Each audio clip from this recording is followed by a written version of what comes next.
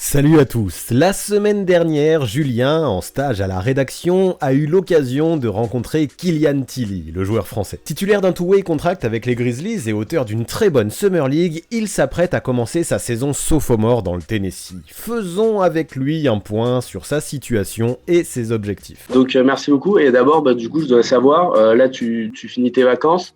À la fin de tes vacances, comment tu te sens après? Donc, tu as pu te reposer un peu après la Summer League. Dans quel état de forme t'es? Comment tu te sens là avant d'entamer training camp, saison NBA?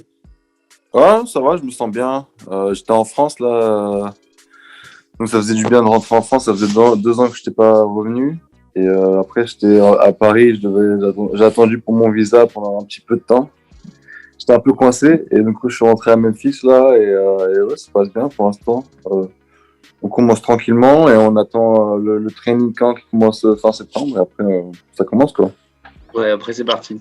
Donc là tu as joué à la Summer League cet été. Tu as joué 2 matchs pour un rendu plutôt intéressant. Qu'est-ce que tu tires de cette nouvelle expérience? Ou forcément, vu que tu avais déjà joué une saison NBA, tu faisais un peu plus partie des cadres du roster quoi, de cette Summer League?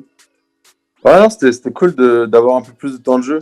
Euh, J'ai joué 2 matchs à Vegas et j'ai joué aussi, on avait fait 2 matchs à Salt Lake avant, donc c'était quand même pas mal.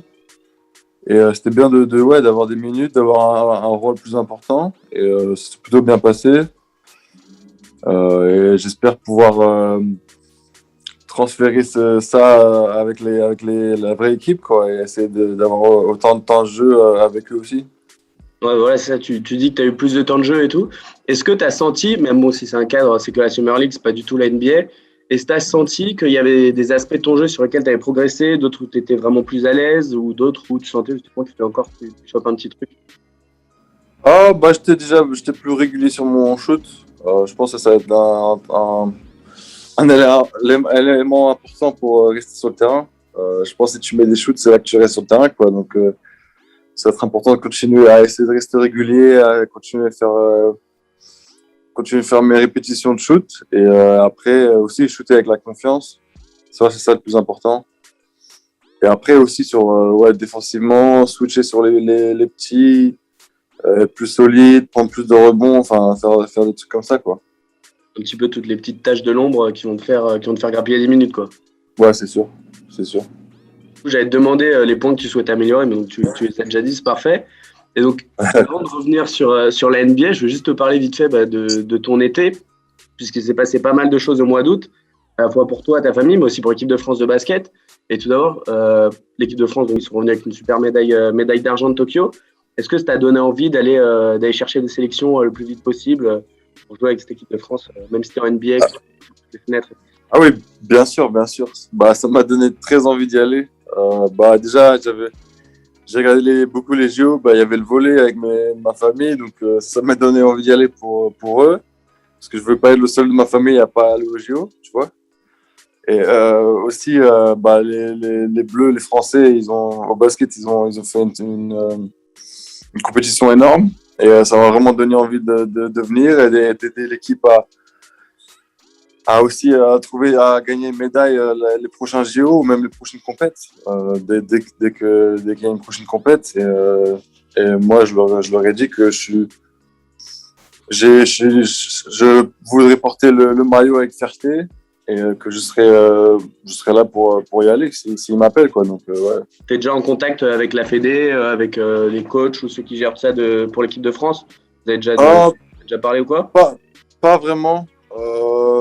Mais là, je suis allé à l'INSEP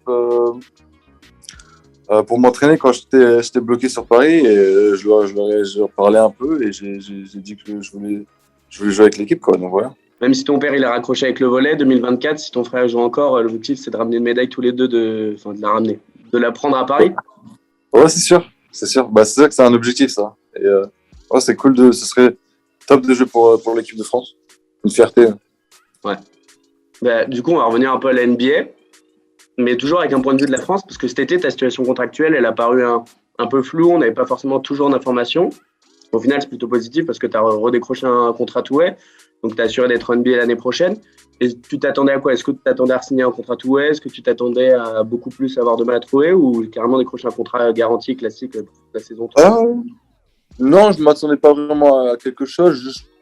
pour moi, mon focus, c'était vraiment de progresser cet été. Je suis resté à Memphis tout l'été. Et aussi, après, bien jouer en Summer League et essayer de choper un contrat. Et moi, je voulais vraiment rester à Memphis parce que j'adore l'organisation, j'adore ce qu'ils font, j'adore l'équipe. Donc, je suis très content de rester ici. C'est vraiment top pour moi. Et on verra. J'espère grappiller des minutes cette année et essayer de trouver un vrai contrat dans le futur. Donc pour revenir sur ce contrat Touel, l'année dernière, tu n'as pas du tout participé à la bulle qui était organisée en G-League parce que voilà, tu avais ton retour de blessure, tu étais encore blessé. Et donc cette année, c'est possible que tu puisses y aller. Est-ce que tu as parlé déjà avec les Grizzlies pour savoir s'ils comptent t'envoyer en G-League de temps en temps ou s'ils comptent t'avoir tout le temps avec eux, même si tu peux faire que 50 matchs? Non, pour l'instant, on n'a pas parlé de ça.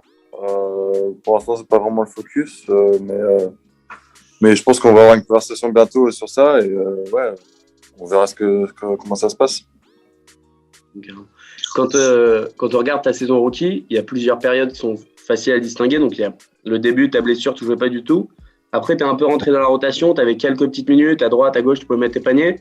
Et à la fin, sur la fin de saison, quand c'était un peu plus dégagé, tu as eu du temps de jeu, notamment ce match contre les Kings où tu bats pas mal de records en carrière. Et voilà, comment tu vois cette saison? Quel regard tu portes dessus? Est-ce que tu es content de la façon dont tu as évolué dans la rotation? Comment tu vois ta première saison, Roguin? Non, je pense que c'était positif. C'est vrai que le début, c'était compliqué parce que j'ai eu des blessures un peu relou. Et quand je suis revenu, il y avait d'autres gars qui étaient sur mon poste, quoi. Donc moi, je jouais quand il y avait des blessures. Mais dès qu'il y avait un gars blessé, le coach, il n'a pas hésité à me faire rentrer dans la rotation. Et je pense que j'ai montré que je pouvais faire le taf et que je pouvais être solide, quoi. Donc, je pense que c'était positif. C'était très positif. Et j'espère. Le coach m'a dit que les prochaines fois qu'il me fait rentrer, il va falloir que je gagne ma place. Donc, ça va être un bon challenge pour moi, je pense. Non, mais justement, j'allais te parler de ça parce que ton coach, du coup, à chaque fois qu'il a parlé de toi, c'était plutôt bien. Il a plutôt fait des bons commentaires sur toi, des compliments. Même quand tu jouais pas, il disait qu'il te voulait vraiment dans le processus de draft et tout. Tu parles beaucoup avec lui? Est-ce que tu as beaucoup d'échanges? Est-ce qu'il te donne beaucoup d'indications ou pas plus avec d'autres membres du staff? Non, on parle beaucoup avec lui, il parle beaucoup avec nous. On a aussi les assistants qui sont très importants sur ça. Mais ouais, moi, je trouve qu'il est très bon dans la communication et il nous aide beaucoup à rester prêt, d'ailleurs, quand on est sur le banc, à rester prêt et à rentrer et à faire du taf, quoi. Et voilà, mais après, c'est vrai qu'il m'a dit que le but l'année prochaine, c'est vraiment m'imposer dans la rotation. Et c'est ça mon objectif, quoi. D'un point de vue plus général, tu étais rookie l'année dernière, tu as intégré la plus grande ligue de basket du monde.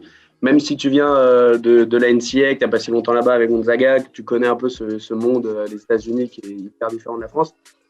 Et qu'est-ce qui t'a surpris, impressionné en NBA c'est quoi tes premières impressions sur la ligue de basket au monde, quoi? Beaucoup de trucs. Après, c'est quelque chose qui m'a un peu surpris.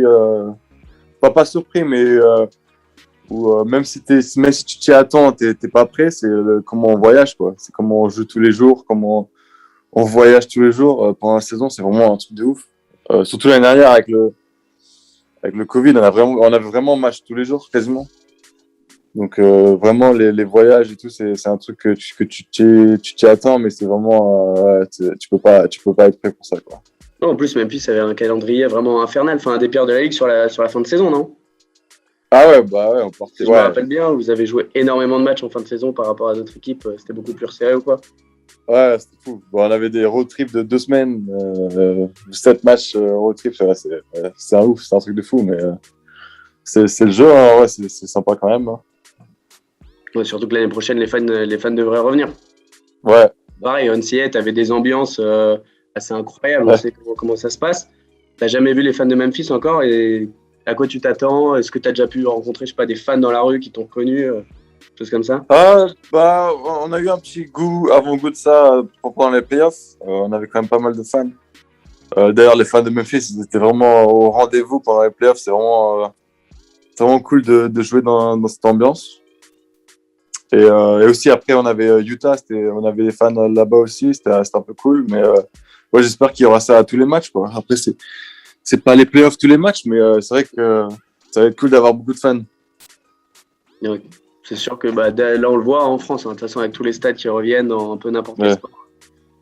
Ça met une énergie totalement différente. Ouais, c'est sûr. Donc là, compte tenu de tout ça, avec tes impressions sur ta saison rookie, ta Summer League, ton nouveau contrat qui est signé, c'est quoi tes objectifs personnels pour la saison prochaine voilà, ce que tu te fixes comme objectif pour l'année prochaine? Non, l'objectif pour moi, c'est vraiment de m'imposer dans la rotation, d'aider l'équipe à gagner tous les matchs qu'on peut, quoi. Vraiment, en plus, notre objectif, c'est encore sur les playoffs. Donc, ça va être une saison importante pour nous. Et vraiment, ouais, essayer de jouer autour les gars comme comme Jaren Jackson, les gars Carl Anderson, tous les gars comme ça, pour jouer autour d'eux, essayer de leur faciliter la tâche et voilà, essayer de m'imposer dans la rotation comme ça, quoi. Ouais, justement, là, tu as cité quelques joueurs.